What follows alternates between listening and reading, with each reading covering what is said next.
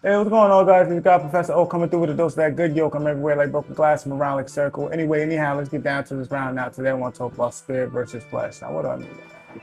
Literally mean that you're dealing with reason and emotion. Now, reason is the intellectual faculty that adopts a most logical result. Simple, point, plain, proven, whatever the case may be, that's exactly as it is. But now you're dealing with versus that would be emotions, would be, how can I put this eloquently? It would deal with understanding what you're experiencing in a non-verbal perspective, because that's exactly what feelings are. Feelings are something that you experience before you're able to describe them. So we'll just leave it like that. So, but when you're dealing with the heart, well, let's make it a little bit simpler. When you're dealing with the brain versus the heart, well, then that's when you start dealing with paradoxical experiences. However, when they do come in unison, what a beautiful experience you will have. I guarantee it. Truly do. Anyway, anyhow, let's get down to this round now. I got the handy day notebook in the spot. Please do not make it hot. Who writes and script? Clearly your boy still does. Don't hate me because you ain't me. Maybe you need levitate or meditate. Never deviate or devastate. Appreciate, yes, hate, no. Can you dig what I'm saying? Let's go with the flow. As you know, your bro is always on go. Can you dig what I'm saying? I think you can. Anyway, anyhow, let's get down to this round now. This is a battle that has been going on since the beginning of time, literally. All right, because you got to realize there's always going to be individuals who are more brain perspective, and then there's others who are more heart perspective. It's just, it is what it is. And there's not, and I will sit here and tell you, again, I advocate this very, very firmly and on many of my videos, but I'll say it once more, and I will continue to say it every time a topic brings up. I will never sit here and advocate you should not feel. Feeling is such a beautiful experience. In fact, I want you to go out there and feel it. Feel it, feel, feel, feel, feel, feel, feel, feel, feel. Why? Because the feeling is, that's the beginning. But to make a life choice over emotional experience isn't necessarily a wise decision. Why? Because what you're feeling now, you may not be feeling later. So you always want to be present-minded and future-minded when you're experiencing your feelings. You always are going to feel, which is a good thing. Part of growth and part of the personal development is when you're able to discern what you're feeling. The more you're able to discern what you're feeling, the more you'll be on a more responsive end than you are on the reactive. Can you dig what I'm saying? I think you can. Anyway, anyhow, let's get down to this round now. But it's been happening since the beginning of time. Literally, it's been happening. Why? Because you're going to be those that think a little bit more reason, and you're going to be those that think a little bit more emotions. They'll say, oh, well, I don't feel this way. This is not what I'm feeling right now. All right, then there's others, well, I don't know if that's a wise thing. This doesn't make sense. Now, let me tell you something. Each play a most important role. But you will only experience the fullness of life when you can have them on the same page. And that comes with development, personal development, continuously working on yourself, continuously understanding why and how, continuously putting the effort in to being a better individual. Simple as that. I digress. Let's move forward. They both are unique glory, one having specialties that differ from the other. This is why I would never ever downplay your brain. You would never ever downplay the heart. You can't. Why? Because they are both important. They are extremely important. They both carry beauty in a sense. Literally, it's finally when the mathematician is able to understand art, or when the artist is able to understand math. It's such a beautiful unison. It's a beautiful development. It's a beautiful experience. It's something awe-inspiring to actually see it happen. And then you have those rare few that are the poetic scientists or the scientific poet who have been born with a mixture of the brain and the heart, and their perspective is very unique. Those are very, very few. Those are definitely part of God's elect, and you should just cherish and appreciate those individuals because it's such a beautiful experience. It really, really is. So, but I digress, right? The Lord needs a land. The land needs a Lord. Literally as it is. Simple as that. I'll leave it at that. I'll let you discern how you feel about that. Reason and emotion will always have its differences. but will always be a combination of glory when on the same accord. I'm telling you, when you see that happen, because not only do the individual that undergoes that transformation, they change, their whole entire energetic signature transforms into something unique and powerful and beautiful, and it's just literally start to resonate on that God frequency. Like it's resonating so powerful. You can just be around in their presence and be like, oh, I just love being around them. Something about them. I don't know what it is. I don't know how it is. There's something it is. Or anytime they speak, it's so awe-inspiring. Like, oh my gosh, what is this that I'm experiencing? What is this? Or anytime they talk more, anything that they do is just filled with grace, filled with so much awe. Like, what is this? What's happening right now? You know? But anyway, I digress. I'm telling you, it's such a beautiful experience. It really, really is. Really, really is, right?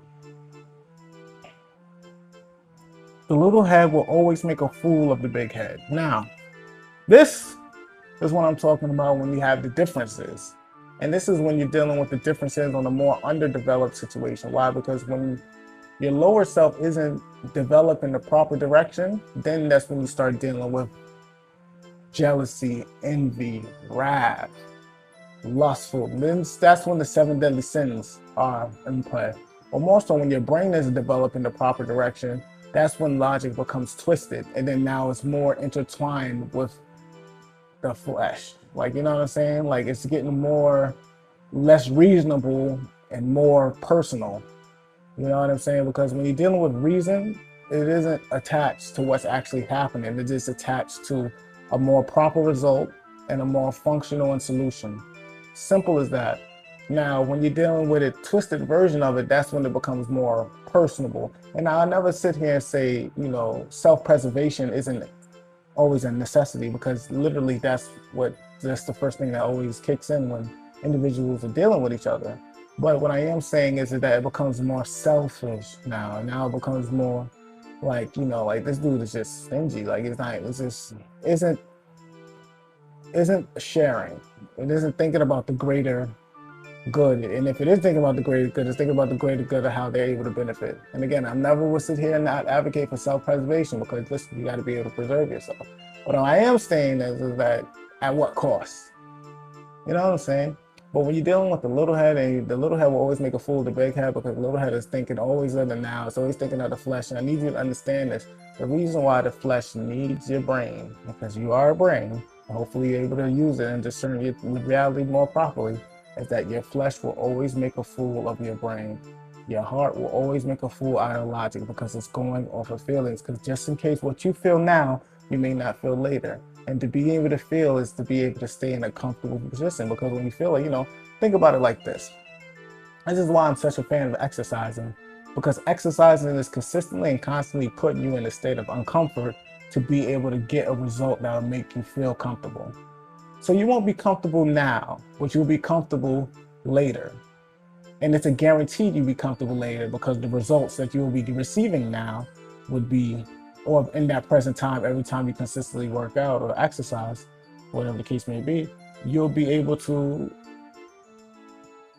get your desired result at that future point.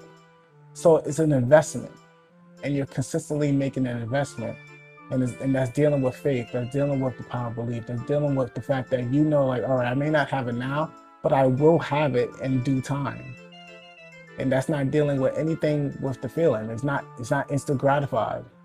It's delayed gratification. Understanding that I'm gonna get mine, and it's definitely gonna happen. And it is what it is. But at the same time, I'll get there. And then you also realize once you finally get there, the speed kicks in. Now you'll be able to do things more faster, more adequately, because that effort and that time is paying off. It's a very beautiful thing. Very beautiful thing. Can't skip that. That's another thing. You got to realize everyone loves a shortcut, but then sometimes you got to realize there is no shortcuts when it comes to success. And sometimes you may get a couple of breaks here and there, and this down the third, and things may kick in. But in order to study and show yourself approved, it has to show. You have to be able to prove that you are who you are. This isn't, you know, nobody just falls off and just lands there. And if they land there, they're going to have to definitely prove to be there. Like, it is what it is. That's why it's got to be in you, not on you. I digress. Come on now. Your spirit will always want what's best for your body, but the body will always want what's best for itself. And I mean that, yo. Like literally, like your brain will always want what's best for its body because it understands that your brain understands like, yo, I need my body. Like this is how I need to operate, move around, etc. So forth.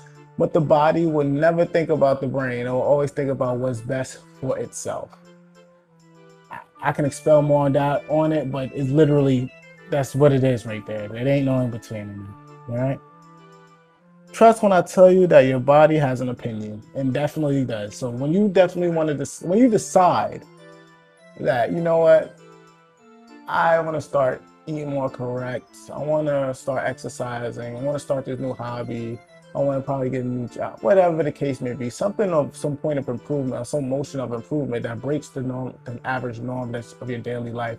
But you know it'll lead to success. Maybe uncomfortable because it's an unknown variable, but you understand that if you do it and succeed, you'll get to a better point where you desire.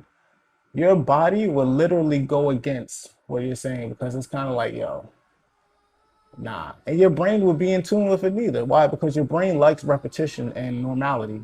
Like it likes a pattern, which is good because it's able to predict, it's able to operate in a function where it's everything's in regulation, everything's in a good point in favor, which is a good thing.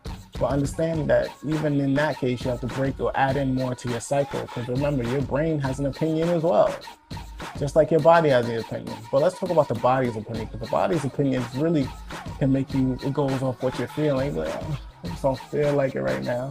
Oh my gosh, it's hot right now. It's just, I don't feel like doing this right now. You may not have the feelings to do it, but that doesn't necessarily mean, this is why I said the spirit is willing, but the flesh is weak. And the spirit is like, yo, come on, that's you, who you truly are. Like, yo, I can do this, I want to do this, but the body, I just don't feel like doing it right now. I don't got time. You know what I'm saying? You got all the time to do it. This time the third. Because the more you care, the more you prepare.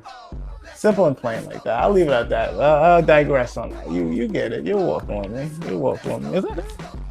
Oh, look at that. Yeah, that's it. Again, this message is for the adept out there. For the master, the expert, the pro-fishing, e-fishing, the self-fishing, the one that's always doing it and never losing it, that's growing, that's growing, that's growing at all times. Keep it up, keep it up, keep it up. And remember, speak good, do good, see good. From when it is good, it's all good, can you dig it? And for the haters out there that love looking at your boy, make sure you look at my good side because you know that I'm sexy. Can you dig what I'm saying? I think you can. Peace, love, and light. I'll see you guys at the next video.